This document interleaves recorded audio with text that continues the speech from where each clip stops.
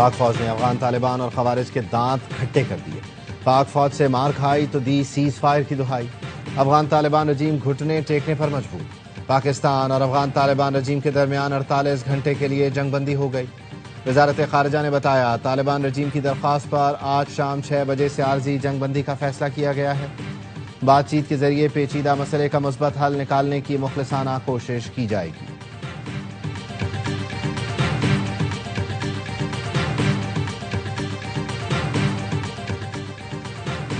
صدر آصف علی زرداری سے وزیر اعظم شہباز شریف کی ملاقات۔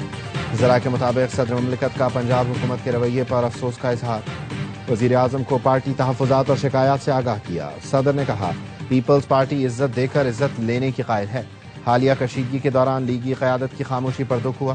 پیپلز پارٹی گالم گلوچ بلیک میلنگ کی سیاست پر یقین نہیں رکھتی۔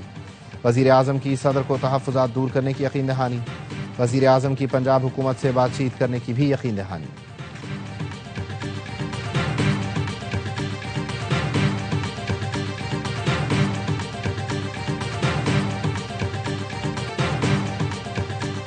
اور کراچی کے علاقے شیر شاہ میں موم بتی کے گودام میں آگ نے 25 گھروں کو لپیٹ میں لے لیا۔ آئل کے گودام تک آگ پہنچی تو آئل کے ڈرم گلی میں انڈیل دیے گئے۔ تنگ گلیوں کے باعث فائر بریگیڈ کی گاڑیوں کو آگ پر قابو پانے میں مشکلات کا سامنا۔ پاکستان چوکی اور ہتھیار قبضے میں لینے کا دعویٰ محض پروپیگنڈا ہے۔ افغان طالبان کی جانب سے سوشل میڈیا پر پاک فوج کے ہتھیار قبضے میں لینے کی ویڈیو من گھڑت ہے۔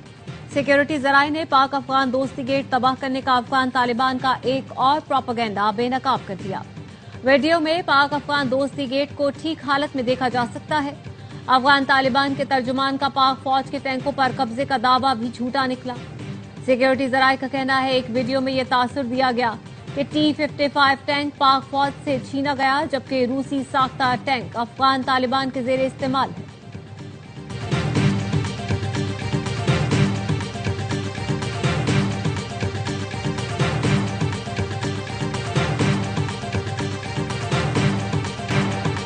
پاک فوج کی مہمت میں بر وقت کارروائی۔ تشکیل میں آنے والے 30 خوارج جہنم واصل۔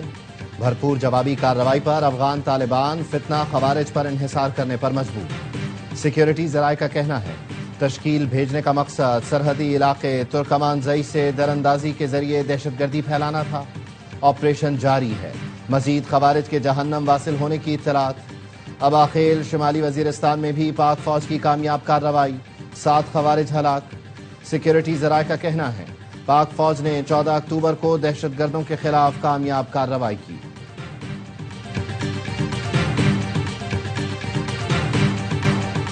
صدر مملکت آصف علی زرداری سے فیلڈ مارشل سید آصم منیر کی ملاقات۔ افغان طالبان کے اشتعال انگیز کارروائیوں پر تفصیلی گفتگو۔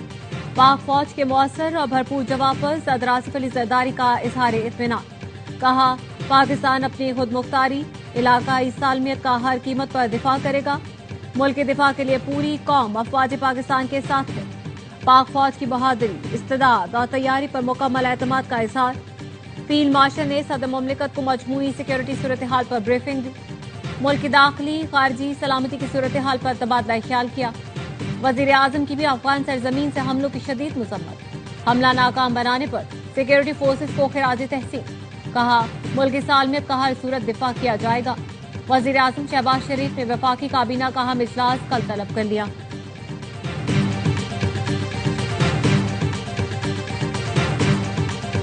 ہمیں بنیان مرصوص پر فخر ہے۔ پاکستان نے مشرق کے بعد مغربی محاذ پر کامیابی حاصل کی۔ 3 سے 4 دن میں افغان رجیم کے خلاف کامیابی سمیٹی۔ ہمارے مشرقی اور مغربی ہمسایوں نے پاکستان میں دہشت گردی کو فروغ دیا۔ قومی مفاد پہلا اور آخری مفاد ہے، باقی سب اس سے جڑے ہیں۔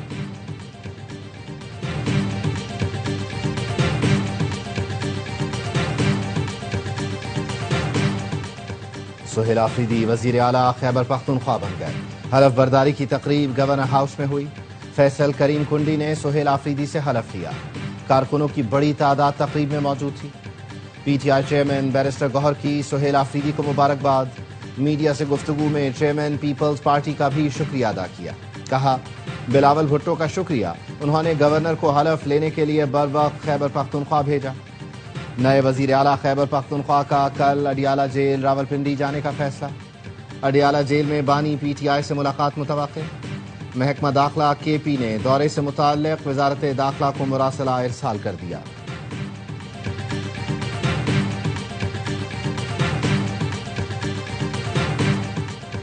اڈیالہ جیل میں توشہ خانہ کیس 2 کی سماعت کل تک ملتوی۔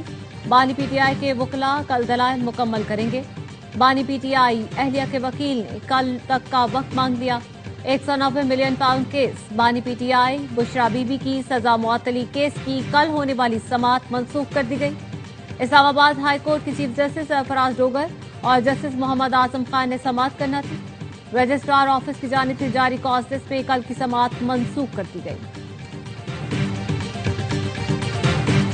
انکم ٹیکس گوشوارے جمع کرانے کی تاریخ میں توسیع۔ ایف بی آر نے ٹیکس ریٹرن فائل کرنے کی تاریخ 31 اکتوبر تک بڑھا دی۔ ایف بی آر کا کہنا ہے تاجروں اور ٹیکس بار ایسوسی ایشن کی درخواست پر توسیع کا فیصلہ کیا۔ اس سے پہلے 30 ستمبر کو بھی 15 روز کی توسیع کی گئی تھی۔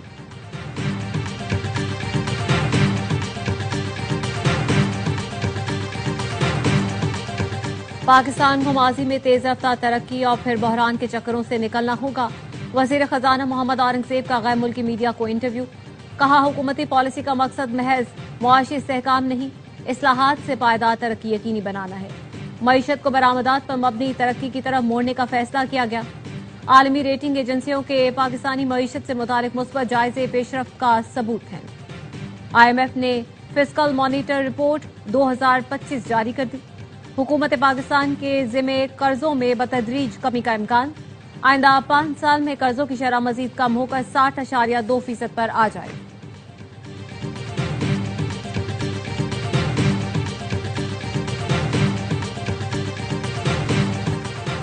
وزیر داخلہ محسن نقوی اور وزیر مملکت طلعت چودھری کی شہید لیفٹیننٹ کرنل جنید کے گھر آمد۔ سوگوار خاندان سے تعزیت اور شہید کے بلند درجات کے لیے دعا کی۔ محسن نقوی کا کہنا تھا شہداء نے جانیں قربان کر کے دہشت گردوں کے عزائم خاک میں ملائے۔ وزیر مملکت طلعت چودھری نے کہا قوم اپنے ہیروز کی قربانیوں کو کبھی نہیں بھولے گی۔ شہید لیفٹیننٹ کرنل کی ماں کا کہنا تھا بیٹے کو شہادت جیسی بڑی سعادت نصیب ہوئی۔ وطن کی حفاظت کے لیے دونوں پوتے بھی پاک فوج میں شامل ہوں گے۔ لیفٹیننٹ کرنل جنید اورکسئی میں بھارتی اسپانسر دہشت گردوں کے خلاف بہادری سے لڑتے ہوئے شہید ہوئے تھے۔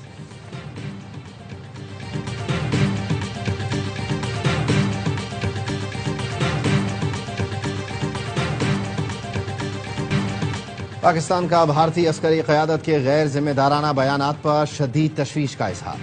آئی ایس پی آر کا کہنا ہے بہار اور مغربی بنگال کے انتخابات کے موقع پر بے بنیاد اور اشتعال انگیز پروپیگنڈا کیا جا رہا ہے۔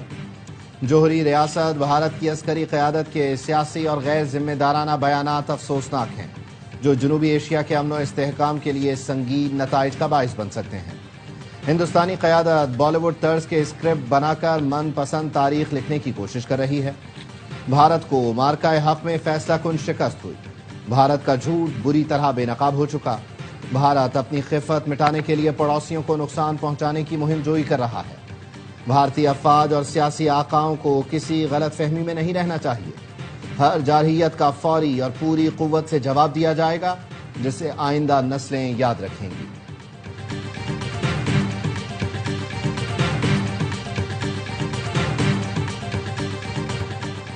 اسرائیل جارحیت سے باز نہ آیا۔ شمالی غزہ میں ٹینک سے گولہ باری، متعدد فلسطینی زخمی ہو گئے۔ اسرائیل نے اب تک رفح کراسنگ بھی نہیں کھولی۔ مختلف راستوں سے 600 کے بجائے صرف 300 ٹرک کو داخلے کی اجازت دی۔ غزہ کے ڈاکٹرز کا کہنا ہے اسرائیل سرجن کو غزہ میں داخل ہونے نہیں دے رہا۔ گزشتہ 24 گھنٹوں میں ملبے سے مزید 44 فلسطینیوں کی لاشیں ملیں، جبکہ 29 زخمیوں کو ہسپتال لایا گیا۔ شام کے عبوری صدر احمد الشرح کا پہلا دورہ روس۔ ہم منصب ولادیمیر پوٹن سے ملاقات کی۔ خبر ایجنسی کے مطابق احمد الشرح نے پوٹن کو یقین دلایا کہ روس کے ساتھ ماضی میں کیے گئے معاہدوں کو جاری رکھیں گے۔ روسی میڈیا کے مطابق احمد الشرح اپنے دورے میں بشار الاسد کی حوالگی کا مطالبہ بھی کریں گے۔ احمد الشرح کی آمد پر روسی دارالحکومت میں سخت سیکورٹی انتظامات۔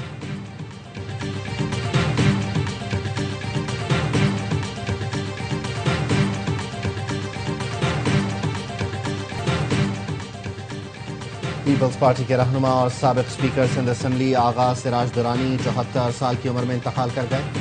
آغا سراج درانی کئی روز سے کراچی کے نجی ہسپتال میں زیر علاج تھے۔ نماز جنازہ گڑھی یاسین میں ادا کی جائے گی۔ صدر اور وزیر اعظم کا اظہار افسوس، مرحوم کی سیاسی اور عوامی خدمات کو خراج تحسین پیش کیا۔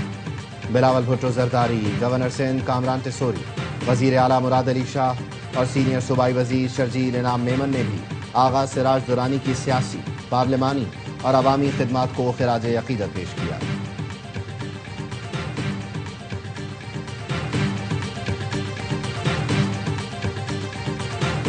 انسداد پولیو مہم کا تیسرا روز 19 اکتوبر تک جاری رہنے والی مہم کے دوران 4.5 کروڑ بچوں کو پولیو سے بچاؤ کے قطرے پلائے جائیں گے۔ این سی او سی کے مطابق بچوں کی قوت مدافعت بڑھانے کے لیے وٹامن اے کی اضافی خوراک بھی دی جا رہی ہے۔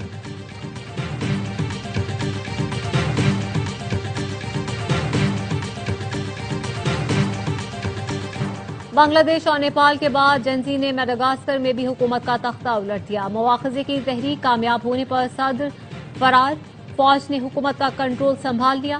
فوج کے ترجمان نے ٹیلی ویژن پر پارلیمنٹ تحلیل کرنے کا اعلان کیا۔ کہا فوج 2 سال میں اصلاحات اور نئے انتخابات کا لائحہ عمل طے کرے گی۔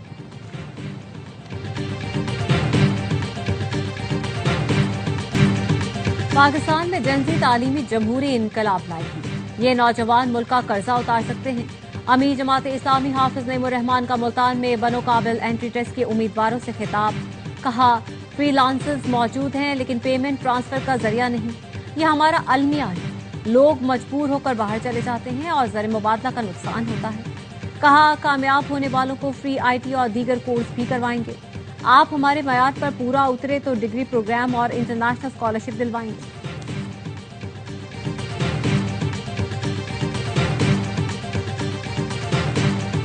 آئی سی سی ویمنز ورلڈ کپ میں بارش کے باعث پاکستان اور انگلینڈ کا میچ پھر روک دیا گیا۔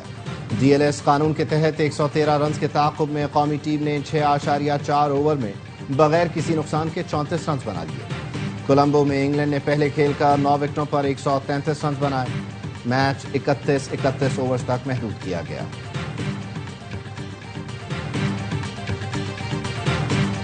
Happy birth day Babar Azam. شائقین کی سٹار بیٹر کو سالگرہ کی مبارکباد۔ کہتے ہیں دعا ہے بابر سے روٹی سینچری مل جائے۔ ایک فین نے کہہ دیا بابر شادی کر لو، خراب فارم اچھی بیوی ہی دور کر سکتی ہے۔ بابر اعظم کی فین کی دیوانگی۔ جنوبی افریقہ کا میچ ختم ہونے کے بعد فین بابر سے ملنے گیلری پھیلا کر ڈریسنگ روم کے پاس پہنچ گئے۔ بالنگ کوچ عبد الرحمان نے فین کو ڈریسنگ روم میں جانے سے روکا۔